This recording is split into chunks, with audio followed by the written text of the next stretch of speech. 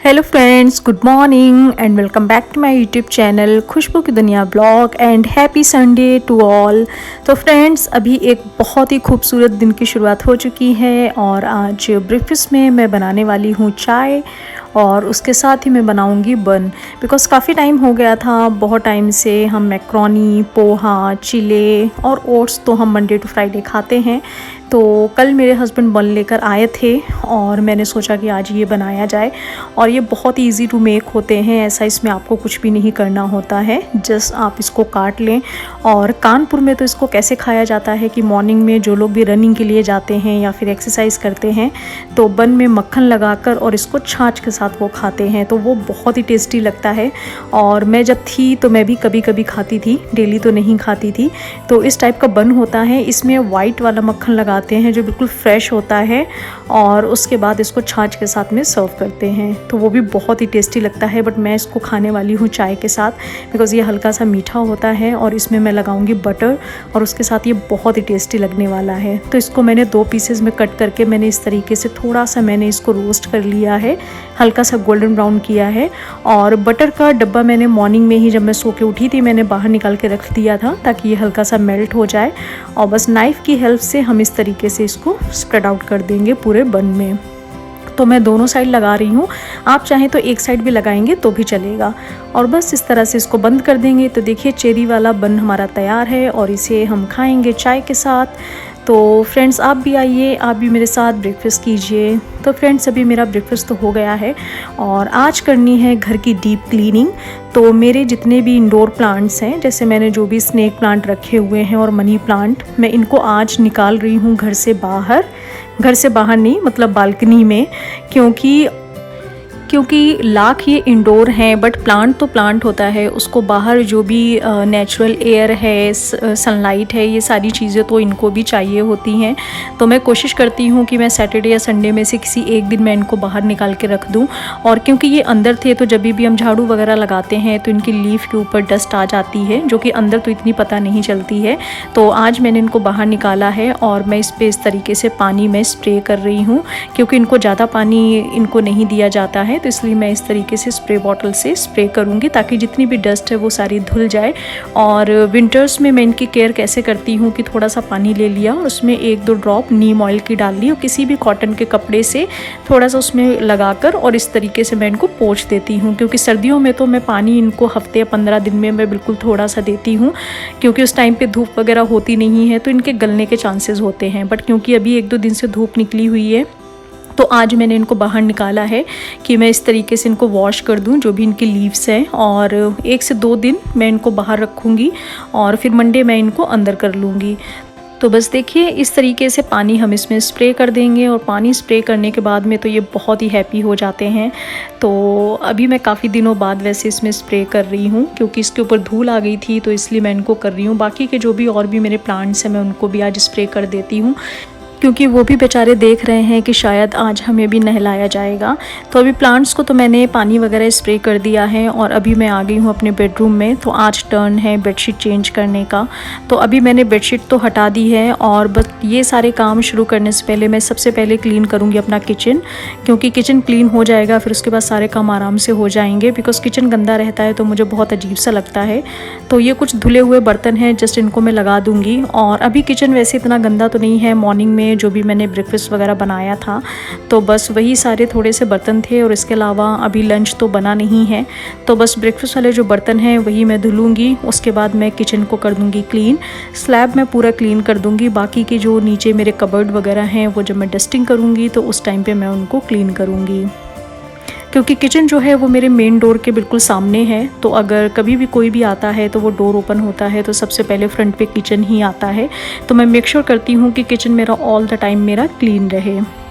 तो अभी देखिए फ्रेंड्स, मैंने किचन क्लीन कर दिया है और सबसे पहले मैं लगा रही हूँ झाड़ू, उसके बाद में मैं स्टार्ट करूँगी डस्टिंग। तो ये कपड़े वाला स्टैंड मैंने अंदर रखा हुआ था, फ़ैन चलाकर मैं कपड़े सुखा रही थी क्योंकि अभी 2-3 दिन बारिश हुई थी तो धूप निकली नहीं थी और कपड़े तो डेली बेसिस पे निकलते हैं तो वो सूख भी नहीं रहे थे, तो मैंने फ़ैन ऑन कर दिया था। बट आज धूप थोड़ा सही निकली है तो मैंने फिर स्टैंड अपना बाहर रख दिया है। तो बस अभी झाड़ू तो मैंने लगा ली है और अभी टाइम है सोफ़े की क्लीनिंग का। तो आज मैं सोफ़ा बिल्कुल हटा कर मैं क्लीन करने वाली हूँ क्योंकि वैसे तो हम ब्रश वगैरह इसके ऊपर मार देते थे, बट मुझे ऐसा लग रहा है कि सोफ़े के नीचे भी थोड़ी बहुत डस्ट आ गई होगी। तो बस अभी सोफ़ा हम हटाएंगे और उसको क्लीन करेंगे। और जो सोफ़े के पीछे जो विंडो है उसमें जो नेट लगा हुआ है, आज मैं उसमें भी ब्रश मारने वाली हूँ क्योंकि वैसे तो धूल दिखती नहीं है बट आई एम श्योर कि उसमें भी थोड़ी बहुत डस्ट होगी। और क्योंकि हम फ्रिक्वेंटली वो विंडो खोलते रहते हैं, बाहर देखते रहते हैं, तो इसलिए उसको क्लीन करना बहुत ही ज़रूरी है। तो सफाई में मेरी हेल्प मेरे हस्बैंड पूरी कराते हैं। सैटरडे संडे जो भी मैं क्लीनिंग करती हूँ और वो भी मेरी पूरी हेल्प करवाते हैं क्लीनिंग में, जैसे कि फ़ैन क्लीन करना हो गया, ऊपर चढ़ के ये सारी चीज़ें, बेडशीट डालने में मेरी हेल्प कराते हैं। और उसके अलावा जो भी वॉशरूम वगैरह है, जो भी डीप क्लीन होता है तो सैटरडे संडे में वही क्लीन करते हैं। बाकी का जो नॉर्मल जो काउंटर वगैरह क्लीन करना होता है, मिरर वगैरह, तो वो मैं वीकडेज़ में कर लेती हूँ। तो फ्रेंड्स, मुझे कुछ लोगों के कॉमेंट आए थे कि मेरा घर अच्छा नहीं है, not so beautiful and looking like a hotel. तो आप लोग ही बताइए कि अपने घर को क्लीन रखना, सुंदर रखना, साफ़ सुथरा रखना, क्या ये चीज़ अच्छी है या बुरी है? बिकॉज़ मुझे तो क्लीनिंग बहुत ही पसंद है और मुझे लगता है कि जैसा होटल होता है या जैसे बाहर चीज़ें दिखती हैं साफ़ सुथरी, क्योंकि हम घूमने फिरने जाते हैं रिफ़्रेशमेंट के लिए, वहाँ होटल जाके हमें कितना अच्छा लगता है। तो मुझे भी ऐसा लगता है कि मैं भी अपने घर को बहुत अच्छे से रखूँ, एकदम सजा संवार के रखूँ, कोई भी अननेसेसरी चीज़ें नहीं होनी चाहिए। तो इसमें बुराई क्या है? बट उन्होंने ऐसा कमेंट किया और मुझे बिल्कुल भी अच्छा नहीं लगा। बट मुझे किसी एक कमेंट से मुझे कोई फ़र्क नहीं पड़ता है, बिकॉज़ आप लोग मुझे इतना प्यार दे रहे हैं और आप लोगों के इतने अच्छे अच्छे कमेंट्स आते हैं, तो मुझे इन चीज़ों से फ़र्क नहीं पड़ता। बट स्टिल ये एक बात थी मेरे मन में, तो मैंने सोचा कि मैं आप लोगों के साथ शेयर करूं, क्योंकि मेरे घर को बहुत ही सारे लोगों ने अच्छा बोला है, तो उन चीज़ों से मुझे फ़र्क पड़ता है कि इतने सारे लोगों ने अप्रिशिएट किया है। बट किसी के घर के बारे में इस तरीके से बुरा बोलना मुझे नहीं लगता है कि ये चीज़ अच्छी है, बिकॉज़ हर किसी की अपनी चॉइस होती है, हर किसी का घर अच्छा होता है, किसी भी का भी घर बुरा नहीं होता है। बट ये है कि सबकी अपनी अपनी चॉइस है कि कौन अपने घर को कैसे रखना चाहता है। बट ठीक है, एनीवेज जो भी है वो उनकी थिंकिंग है, उनकी थिंकिंग तो मैं चेंज नहीं कर सकती हूँ। तो चलिए इस बात को फिर यहीं ख़त्म करते हैं। और ये देखिए, आज धूप निकली हुई है, ये है लिविंग से बाहर का व्यू। तो अभी सोफ़े वगैरह तो मैंने हटा दिए थे और इसके नीचे भी मैंने झाड़ू लगा दी है, बिकॉज़ यहाँ पर जो डस्ट थी वो फ्लोर पे जम गई थी। और बस अभी मेरे फ्लैट के बाहर का जो एरिया है, स्टेयर्स वगैरह, वैसे तो काम वाली जो है वो आती है बिल्डिंग में और वो पूरा क्लीन करती है, बट फिर भी मैं मेक श्योर करती हूँ कि मैं सैटरडे संडे में से क्लीन करूँ। और फ्रेंड्स, काम करते करते हालत हो गई है बहुत बुरी गर्मी से, तो मैं बना रही हूँ कोल्ड कॉफ़ी।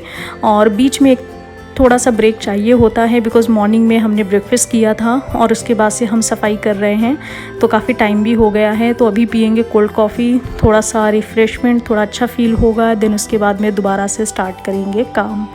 तो बस देखिए, सोफ़े में मैंने पोछा वगैरह उसके नीचे लगा दिया था और वो भी सूख गया है, तो सोफ़े को हमने फिर से शिफ्ट कर दिया है और अभी मैंने कुशन्स वगैरह भी इसमें सारे लगा दिए हैं। तो अभी मैं आ गई हूँ अपने बेडरूम में और अभी हम डालेंगे बेडशीट। तो बस बेडशीट डालने के बाद में मैं लगाऊंगी पोछा।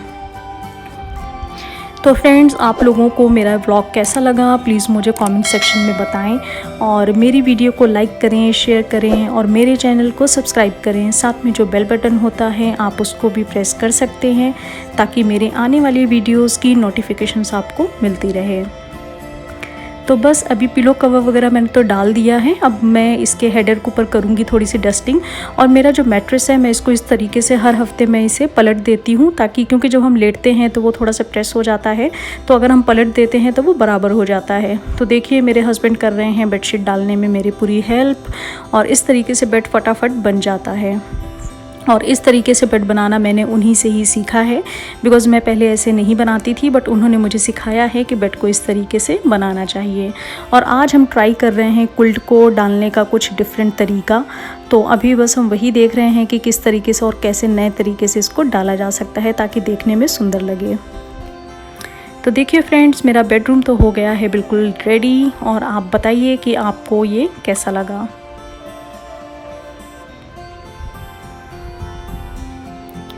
तो बस अभी बेडरूम की क्लीनिंग हो गई है, बेड वगैरह तो मैंने बना दिया है। अब बस जस्ट मुझे अपना ड्रेसिंग का मुझे मिरर क्लीन करना है, बिकॉज़ ये इतना गंदा नहीं होता है। ऑल्टरनेट डेज़ पर मैं इसकी क्लीनिंग कर देती हूँ और यही रीज़न है कि अगर आप रेगुलर अपने घर को साफ़ सुथरा रखते हैं तो वो इतना गंदा नहीं होता है और हमेशा साफ़ सुथरा ही रहता है।